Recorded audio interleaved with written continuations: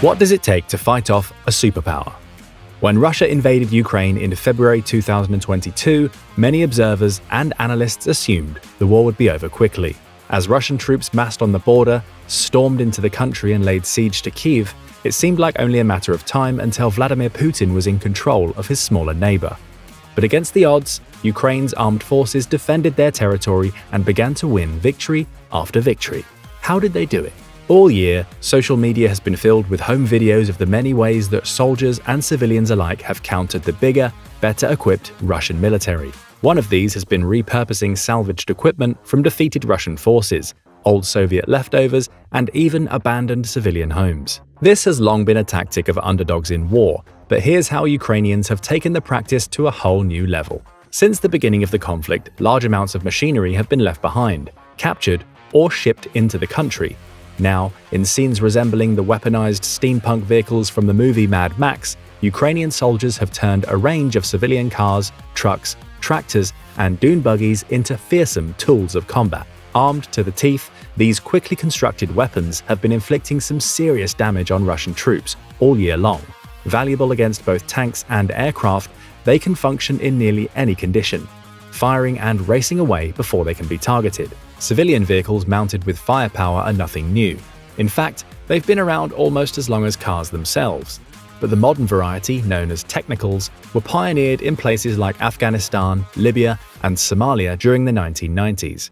Originally a tool of armed groups without access to proper military hardware, they became a tool of governments during the early days of the US-led War on Terror. US and British special forces began using Technicals extensively to counter the Taliban in Afghanistan, as they could navigate places with little to no infrastructure. Gradually, the Technical became a key part of special operations, while also retaining its value to less equipped forces. But with sufficient military hardware at their disposal, why are Ukrainian forces utilizing Technicals?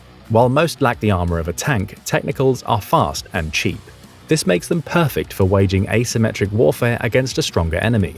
They also do well in hard-to-reach areas, since Technicals are much easier to find parts for and repair than traditional military hardware like tanks or Humvees. The war has left Ukraine filled with vehicles, many perfect for conversion into these deadly machines. And while they've recently stepped up their efforts, the story of Ukraine's creative Technicals goes all the way back to 2014. After Russia annexed Crimea that year, Ukraine's volunteer battalions began to assemble a fleet of homemade war vehicles. These were often put together in abandoned industrial warehouses.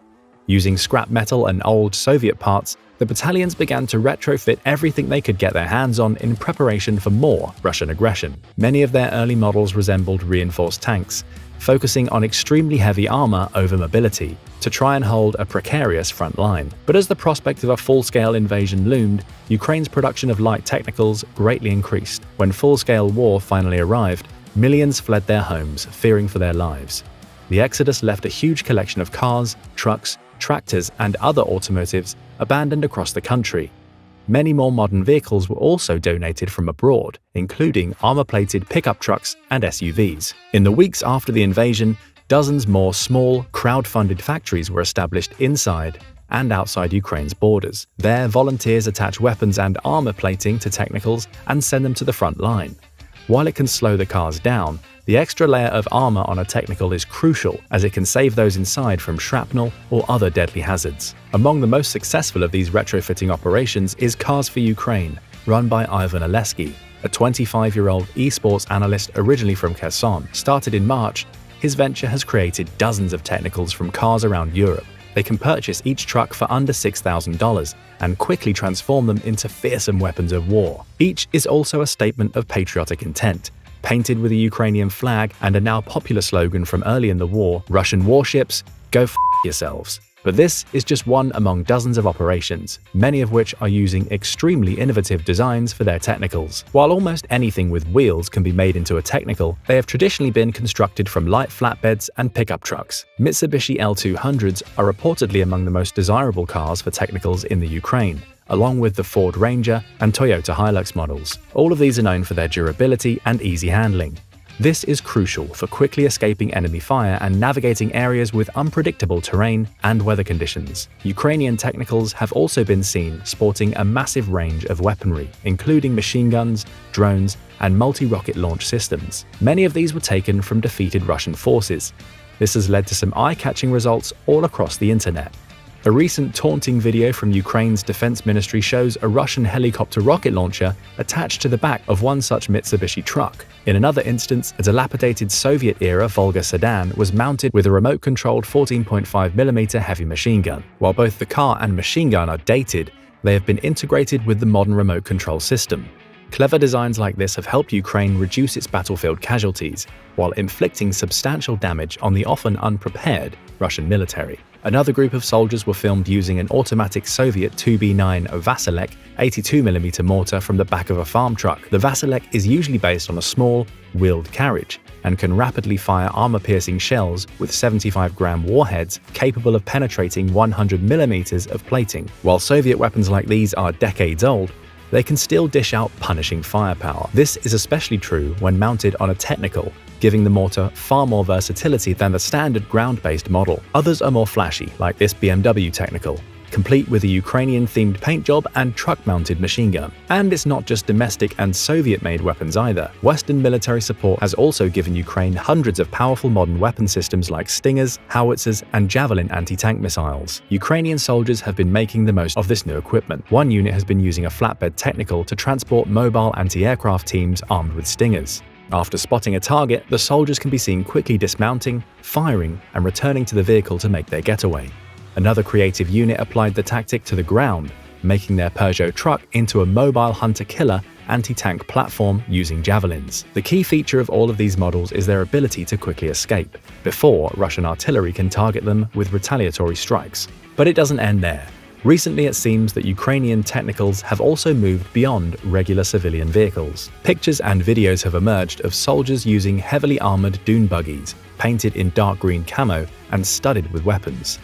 Several of these vehicles were recently seen near the strategic city of Izium, complete with Stugna P anti-tank guided missiles attached to the roof. The Ukrainian-designed Stugna system has a range of over 3 miles, and its missiles can be remotely guided by console or laser-targeted manually. They can also carry many different types of warheads, including tandem-style rounds designed to break tank armor, high-explosive fragmentation, and even thermobaric payloads. The Stugna is usually fired from a tripod on the ground, requiring 2 to 4 soldiers to reload and move the unit, but mounting the anti-tank weapons on a technical gives them far more flexibility, allowing them to be used for hit-and-run missions.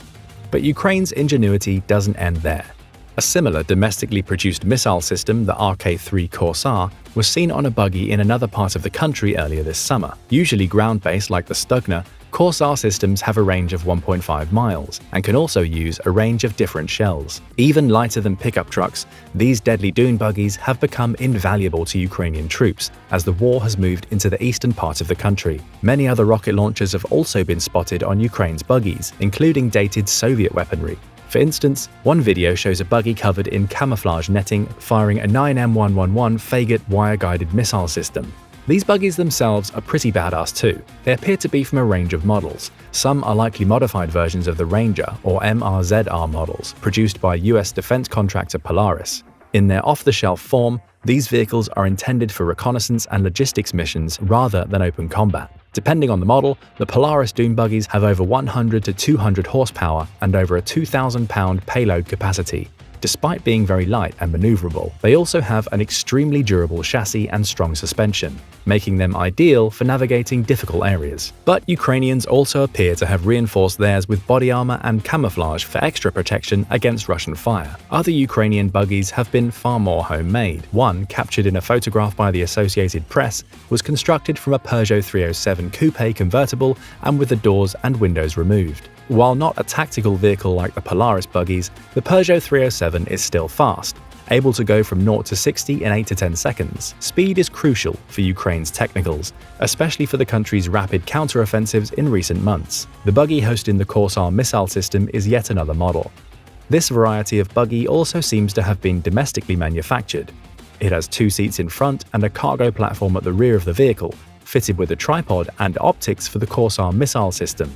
On the road, 2 missiles are carried in storage boxes at the back for easy retrieval and use. But how have these strange-looking dune buggies and other technicals helped Ukraine hold its own against Russian tanks and artillery? Early in the war, they played a part in helping Ukrainians repel Russia's initial push into Kyiv. Their high maneuverability proved much better at urban combat than cumbersome tanks. And after the Russian offensive failed, the fighting moved east, shifting into a heavy artillery war in the Donbass and Luhansk regions. For a number of reasons, technicals have been even more important in this context. Despite its battlefield victories, Ukraine has been heavily outgunned by Russia all year. While this has started to change thanks to the influx of Western weaponry, Russia's enormous guns can still easily destroy slow-moving and immobile targets. But by attaching their firepower to technicals, Ukraine has made their artillery much harder to destroy. Another advantage has to do with geography. While the eastern part of Ukraine is relatively flat, it is crisscrossed with rivers and has fewer major roads than the west. This means that much of the fighting is taking place in the countryside, where technicals have a substantial mobility advantage over tanks. Russian tank losses have been enormous, and by mid-October, they had lost nearly 1,400 tanks, averaging nearly 10 a day. Ukraine's inventive use of technicals has contributed to these startling numbers. Whatever course the war may take this winter, it seems likely that technicals will remain a key part of Ukrainian operations due to their speed, flexibility, and low cost. While they certainly look like something out of a dystopian universe, these vehicles have proven themselves to be extremely effective in real-life combat. And just as they have gotten more inventive since the beginning of the war, Ukraine's technicals will probably keep evolving as they receive new and more lethal weapons from the West. But what do you think? How valuable have the technicals been to Ukraine? And will they keep being used and upgraded? Let us know in the comments section below. And if you want more military analysis from military experts, make sure you subscribe.